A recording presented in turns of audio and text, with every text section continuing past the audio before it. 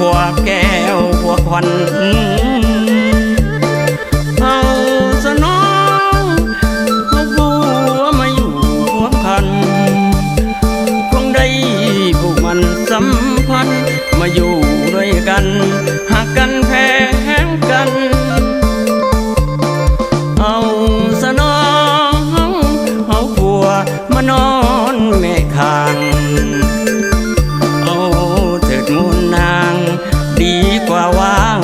บ่มีคู่เคียงเอาสนองเอาผัวมาอยู่ห่วงเตียงหากเป็นห้องใดคู่เคียงมาอยู่ห่วงเตียงก็คงสบายอยู่ไปดนอยู่ไปวัดแห้งที่เท่าอยู่ให้เขาเอาเป็นสาวเท่าบ่มีความหมายเอาสนองเอาผัวมาอยู่เฮียงกายคงได้อยู่สุขสบายอยู่ในกายสบายสบายเอาสนองเดือน12จะมาหอดแล้วขอให้น้องแก้วได้ผัวแล้วสะดวกในใจจะได้มีความสุขสนุกในกายหักคอถนอมกันไว้ให้สองเจ้าได้เป็นคู่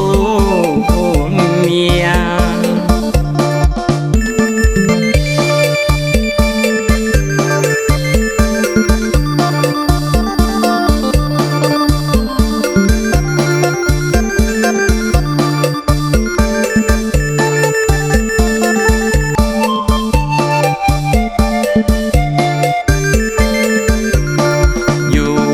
ดนอยู่ไปวัดแห้งที่เท่าอยู่ให้เขาเอาเป็นสาวเท่าบ่มีความหมายเอา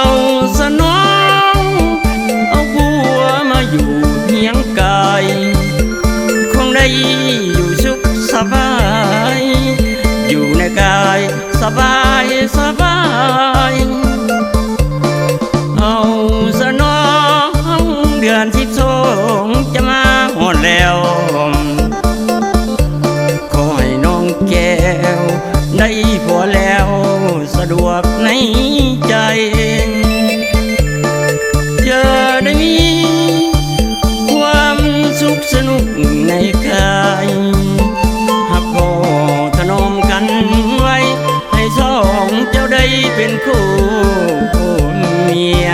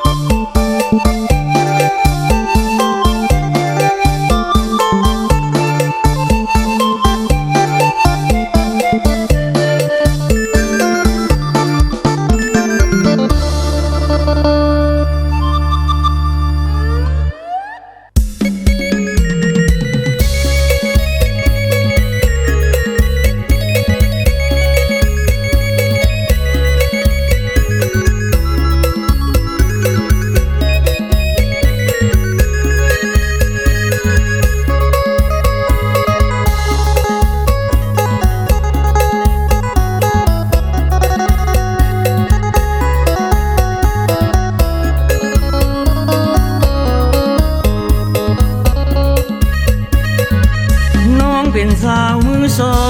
งแต่ว่าน้องก็ยังงามเป็นหนึ่งใจ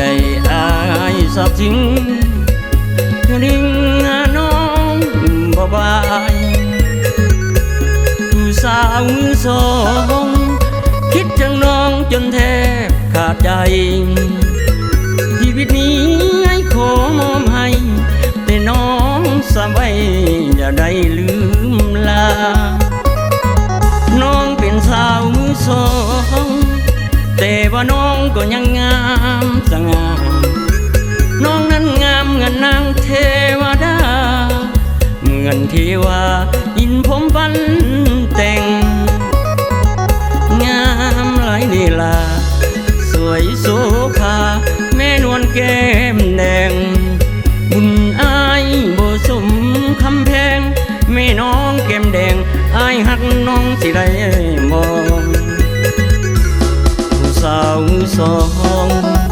ว่าแต่น้องก็ยังงามสูงส่งใจอายมันคง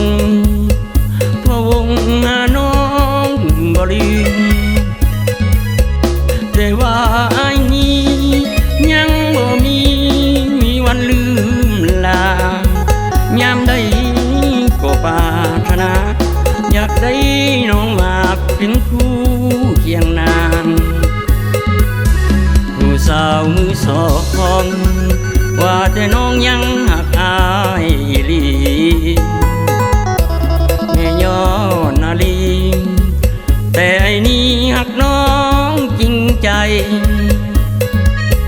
หัวใจยังว่างหักนวลนางจนแทบขาดใจชีวิตนี้ไอ้ขอมอบให้หักน้องจริงใจอีหลีได้คนงาม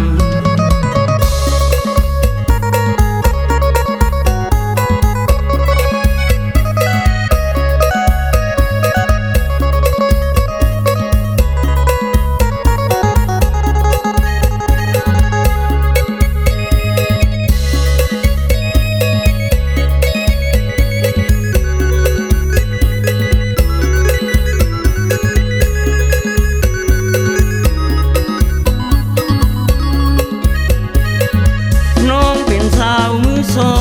งแต่ว่าน้องก็ยังงามสง่าน้องนั้นงามเงินนางเทวดาเหมือนที่ว่าอินผมฟันแต่ง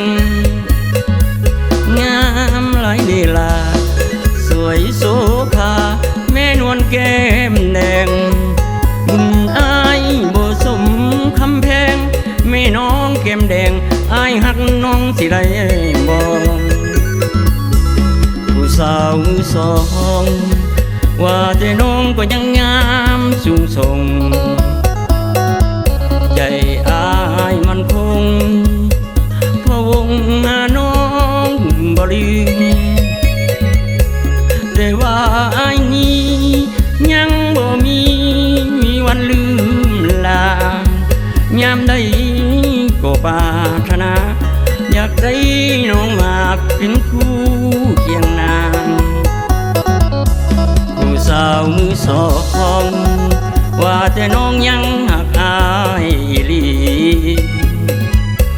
แม่ยอดนาลีแต่ไอ้นี่หักน้องจริงใจหัวใจยังว่างหักนวลนางจนแทบขาดใจชีวิตนี้ไอ้ขอมอบให้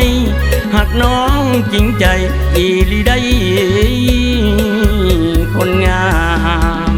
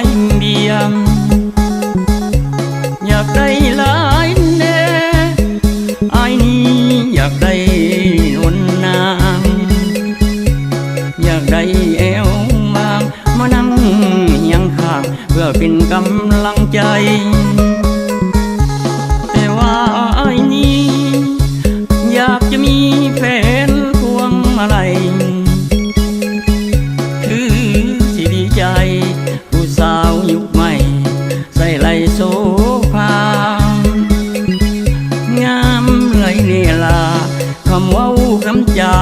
ยิ้มก็หวานไว้ลอยบ่ให้หัวใจไอ้มอยผู้สาวสำน้อยไว้ลอยโซพีงามไหลเดลาสวยโสภาไม่นวลละหอมบางเถื่อบุญอายเพียงพอจะไปขอกับน้องแต่งงานยันได้น้องสมปองน้องมาลืมคำมันแต่ว่าน้องนั้นมาลืมวันสองเอาสัญญาแต่ว่าไอ้นี้ยังบ่มีวันลืมลายามใดผู้ปรารถนาอยากได้น้องมาเป็นคู่เคียงสองอยากได้ลายเดียมอยากได้ผู้สาวทำน้อยแก้มขาวไปลอยมานั่งเยียงคอยยินเหล่ายายเมียมงามไหลนี่ล่ะหากใดน้องมาคือสิบ่เทียมถ้าเป็นลูกเป็นเมียคือสิบ่เทียดอกเดินเอวมา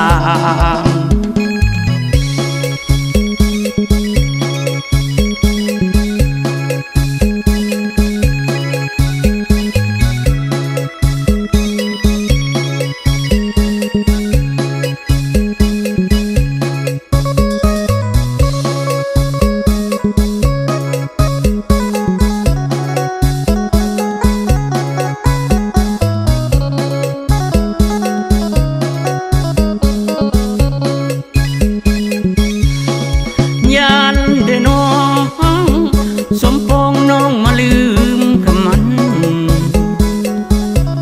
แต่ว่าน้องนั้นมาลืมวันสองเอาสัญญาแต่ว่าไอ้นี้ยังบ่มีวันลืมลายามใดผู้ปรารถนาอยากได้น้องมาเป็นคู่เคียงสองอยากได้ลายเดียมอยากได้ผู้สาวทำน้อยแก้มขาวไปลอยมานั่งเยี่ยมคอยยินเหล่ายายเมียมงามไหลนี่ล่ะหากใดน้องมาคือสิบ่เทียมถ้าเป็นลูกเป็นเมียคือสิบ่เทียดอกเดินเอวมา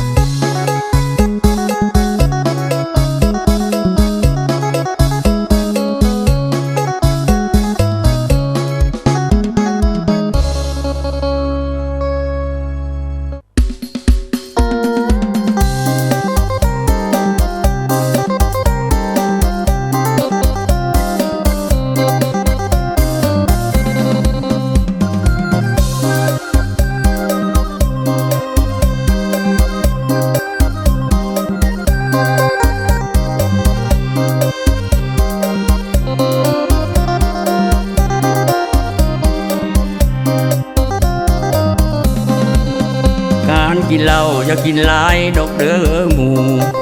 เพราะเหล้ามันสู่สิ่งที่อันตราย กินพอได้เมาให้มวนในใจ กินพอได้เมาให้มวนในใจ เมื่อเมาเกินไปมันจะเสียใจเมื่อยามหายเมา เมื่อยามเมาแล้วเว้าไปตามว่าใส่มาระยะตามประสาทคนเมาจะผิดหรือถูกก็ให้แม่นแต่ความเมาจะผิดหรือถูกก็ให้แม่นแต่ความเมาพวกเรานั้นเจ้าสังคมปวดกายเจ็บไข้หรือว่าเป็นตายยังเอาเรามาใหญ่อยู่ในสังค คมเฮานี้เรียกบุญกันทานหีดของประเพณีเรียกบุญกันทานหีดของประเพณีก็ยังเอาเล่าอันนี้มาหับใส่ในเบียกงานศิลปะหรือนักดนตรีเป็นหมอเพนหมอปีก็อยากมีแต่ความเมาเป็นนักร้องหรือเป็นหมอลำนี่ก็บ่ได้คิดทำขอเพียงแต่มีเมาเสียงก็ใสใจก็ปองเสียงก็ใสใจก็ปองเจ้าห้องลำยำเมาถ้าที่ยกให้เรามาหับใส่ในสังคมการกินเหล้ากินหลายบัดแห้งมวนกินแล้วมันมวนห้องโอ้โหเชลยินไปยินมาก็พากันนั่งเป็นแถวยินไปยินมาก็พากันนั่งเป็นแถวพากันโฮเชลตามภาษาคนเมาพากันโฮเชลก็ห้องลำทำเพล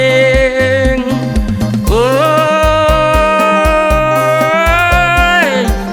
สั่งมะมวนเทเดก็สั่งมะมวนเทเดก็สั่งมะมวน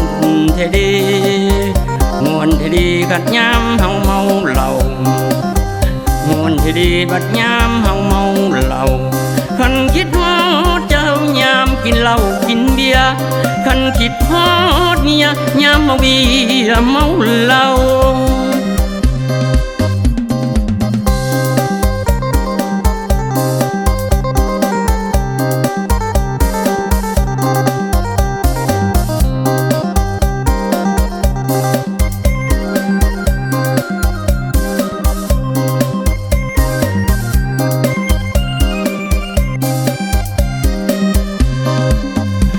เจ็บไข้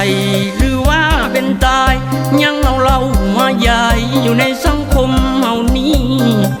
เรียกบุญกันทานหีดของประเพณี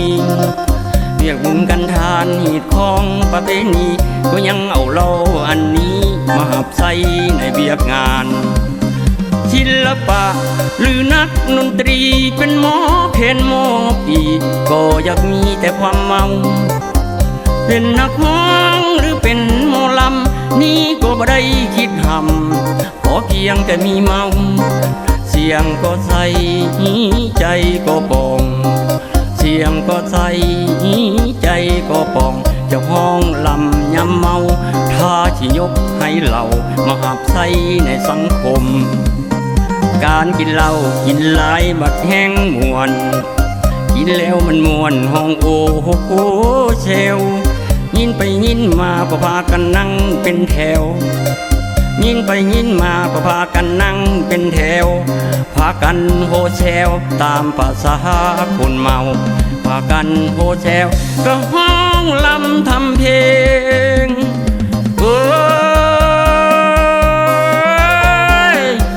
สั่งมะมวนเทเดก็สั่งมะมวนเทเดก็สั่งมะมวนเทเดมวนเทดีกัดยามเฮาเมาเหล้ามวนเทดีบัดยามเฮาเมาเหล้าคันคิดฮอดเจ้ายามกินเหล้ากินเบียร์คันคิดฮอดเมียยามเมาเบียร์เมาเหล้า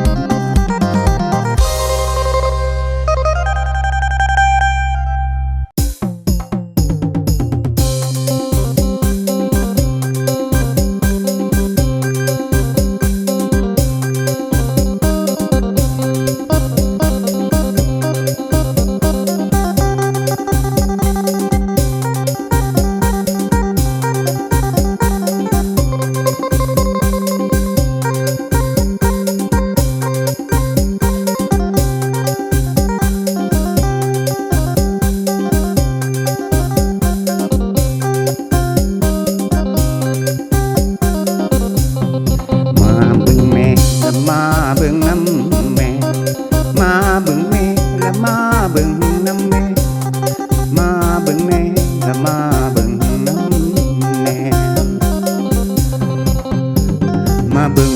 ผู้สาวยุคใหม่ยุคทันสมัยก็เป็นนาหักแท้ๆมีทั้งผู้ขาวผู้แล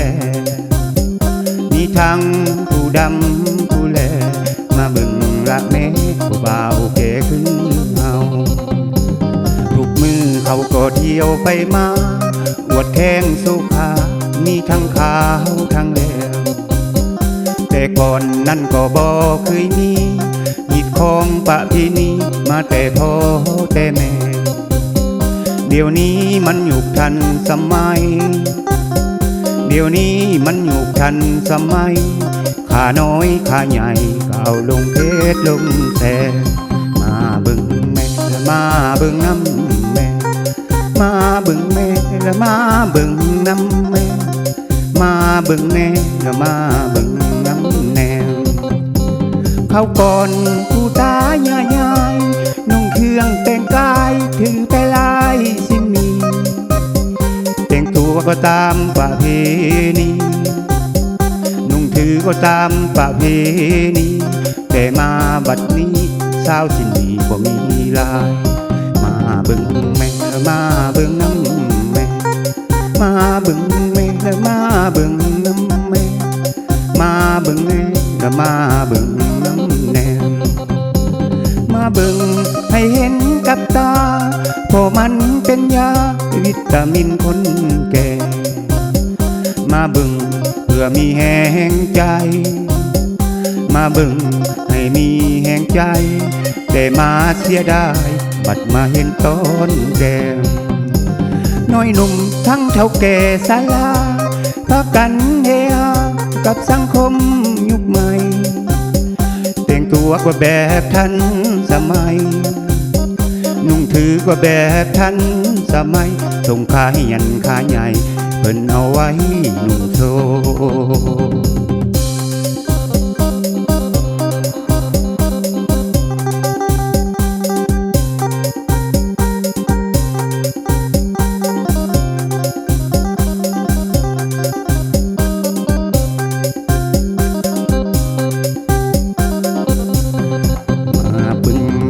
มาเบิ่งน้ำแม่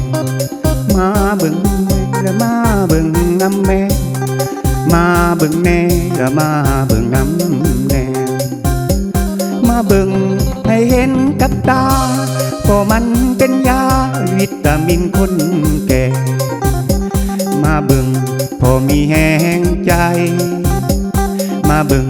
ให้มีแห่งใจแต่มาเสียดายบัดมาเห็นตอนแก่น้อยหนุ่มทั้งเฒ่าแก่ศาลาพากันเฮฮากับสังคมยุคใหม่แต่งตัวก็แบบทันสมัยนุ่งถือก็แบบทันสมัย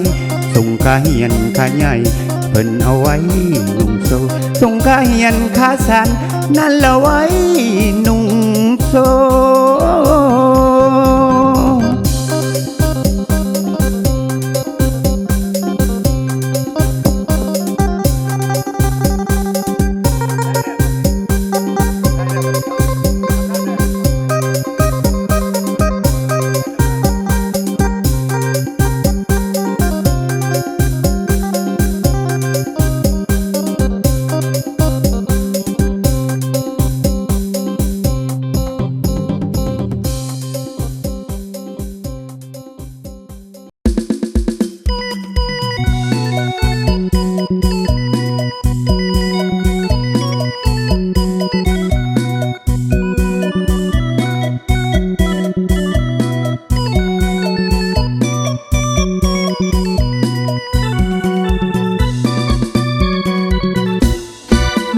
อ้ายจากฝากน้องไปไกล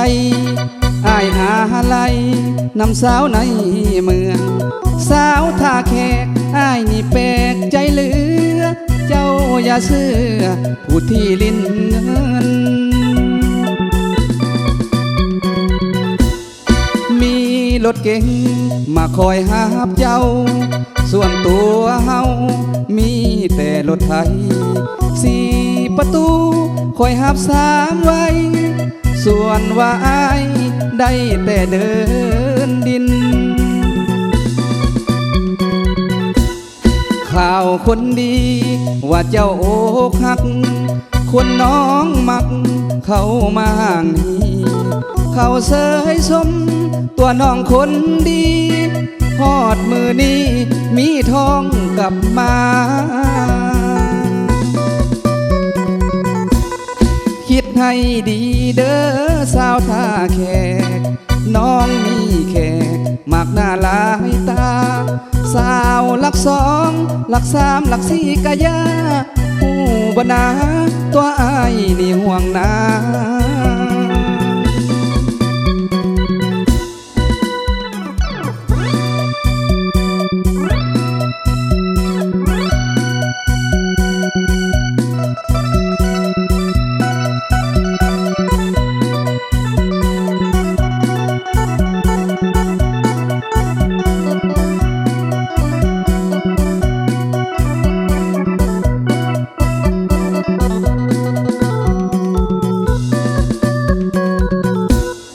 ข่าวคนดีว่าเจ้าอกหักคนน้องมักเข้ามาห่างนี้เขาเสยสมตัวน้องคนดีฮอดมือนี้มีทองกลับมาคิดให้ดีเด้อสาวท่าแขกน้องมีแขกมักหน้าหลายตาสาวหลักสองหลักสามหลักสี่กะยาผู้บ่นาตัวอายนี่ห่วงนา